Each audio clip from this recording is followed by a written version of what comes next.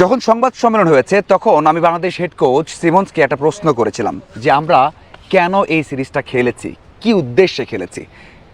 মানে নর্মালি তো জয়ের জন্য, সেটা বলেছি, জয় তো আছে, আর কি উদ্দেশ্য ছিল। সেখানে স্পষ্ট করে বলেছেন যদি 1 বছর পর তাসকিন, রানা, মুস্তাফিজ তারা ফ্যাটিক ফিল করেন, খেলতে না চান, অথবা আমাদের ব্যাকআপ দরকার হয়, অথবা পেস বোলিং অলরাউন্ডার দরকার হয়, সেই ব্যাকআপ তৈরির জন্য আমরা এই সিরিজটা খেলেছি। আমি যদিও আগে বলেছি যে অস্ট্রেলিয়ার বিপক্ষে দরকার নেই নতুন কাউকে চেষ্টা করার, দরকার নেই আমাদের পরীক্ষা নিরীক্ষা করার, কারণ এই ম্যাচগুলো খেলেই বড় তারকারা আরও বড় হবেন।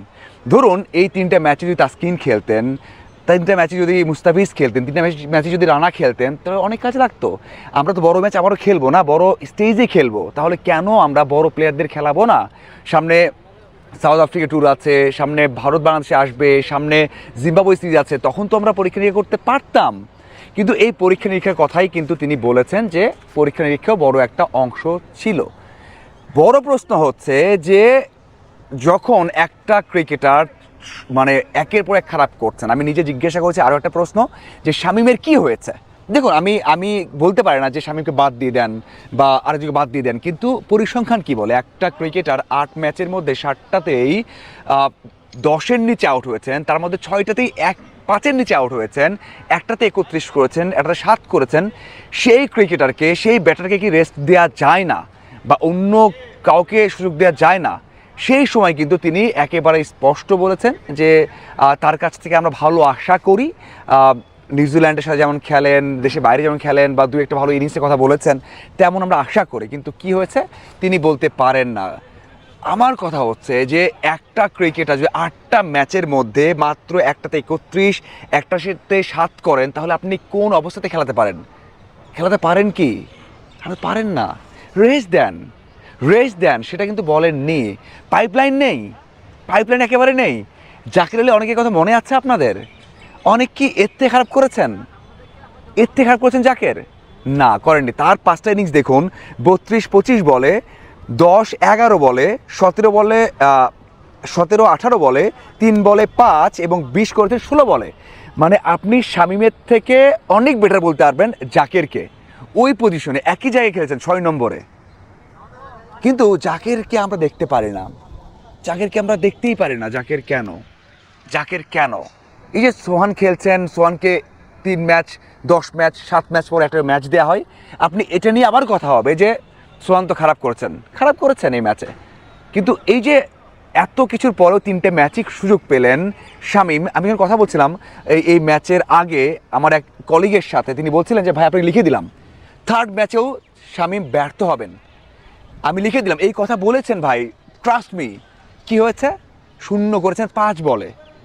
সবাই জানে, দর্শক জানে, সাংবাদিক জানে, বিশ্লেষক জানে। তো ওই জায়গায় কেন আপনারা খেলাচ্ছেন? অন্য কেউ কেন নয়? কেন নয়? কে খেলাচ্ছেন ভাই? কেন খেলাচ্ছেন? আর জাকের যদি এমন করে, জাকেরকে শুধুমাত্র ট্রল করার জন্য যারা বলেছেন যে জাকের শুধু লেগেই খেলেন, খেলতে পারেন না, বাদ দিয়ে দিয়েছেন। সো বাদ দেওয়ার ঠিক আছে, খারাপ করছেন ঠিক আছে, তার থেকেও তো অনেক বেশি জঘন্য বা খারাপ করছেন, তাদেরকে তো কথা হয় না। সো বাংলাদেশের প্রেক্ষাপটটা এমন, মানে আমরা সামাজিক যোগাযোগ মাধ্যম দেখব, কথা শুনবো না, আমরা একটা দল তৈরি করব, খেলবে। কারণ আপনি আমি নিজেরাও কিন্তু কখনোই এই প্রশ্নগুলো করি না, আসেন। আমি নিজে প্রেস কনফারেন্সে এই 2টো প্রশ্নই করেছি, একটা শামীমকে নিয়ে আর একটা পরীক্ষা নিরীক্ষা হয়েছে কিনা এখানে, সেটা নিয়ে। দেখুন সৌম্য সরকার, আপনি যদি এত খারাপ করছেন শামীম, আমি এর আগেও বলেছি সৌম্য সরকার 2টা ম্যাচ খেলেছেন, একটাতে করেছেন 9 বলে 15 আর একটাতে করেছেন 18 বলে 17। শামীম 3 ম্যাচে 1-7-0। আপনি আর বলুন ভাই দুজনের রোল তো আলাদা, সোহান আবার দলে এসেছেন, তখন তো আপনি সৌম্যকে অ্যাকোমোডেট করতেই পারেন ভাই, করতেই পারেন।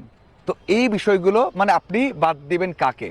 সৌম্যকের কথা হয়েছে, আলোচনা হচ্ছে, আপনার বাইরে কথা হবে, শামীমের কথা হয়নি, তাকে বাদ দেবে কেন? কথা যেটা হবে, মানুষ যেটা বলবে, আপনি আমি যেটা বলবো, যেটা সমালোচনা হবে, সেটাই করবে ম্যানেজমেন্ট।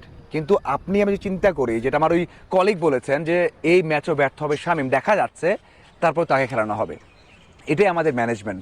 শুরু থেকে শেষ পর্যন্ত আমি জিজ্ঞাসা করেছি স্পষ্টভাবে যে কেন আমরা নাহিদ রানা, তাসকিন এবং মুস্তাফিজকে একটা ম্যাচও একসাথে দেখতে পারলাম না। বলেছেন যে ওই যে পরীক্ষা নিরীক্ষা। ভাই এটা পরীক্ষা নিরীক্ষার ম্যাচ ছিল, সিরিজ ছিল, So, আমি জিজ্ঞাসা করছি তিনটায়, যদিও সাংবাদিক অনেক কম ছিলেন জিজ্ঞাসা করার মতো, এই জন্য বারবার জিজ্ঞাসা করতে হয়েছে। তো এই জিজ্ঞাসাতে উত্তর দিয়েছেন যে আসলে আমরা পরীক্ষা নিরীক্ষাও করেছি, কিন্তু একটা ম্যাচ অস্ট্রেলিয়ার বিপক্ষে আমরা একটা ম্যাচে ফুল স্ট্রেংথ নামাবো না? যে এই অস্ট্রেলিয়ার বিপক্ষে যখন আমরা ওয়ার্ল্ড কাপ খেলবো তখন ফুল স্ট্রেংথ যদি নামতো, খেলতো, সুবিধা হতো না? তো কেন নয়? সো এই প্রশ্ন থেকে যাচ্ছে, জিম্বাবুয়েতে কেমন করে এখন সেটা দেখার অপেক্ষা। আপনাদের কি মনে হয় অবশ্যই জানাবেন। ধন্যবাদ সবাইকে।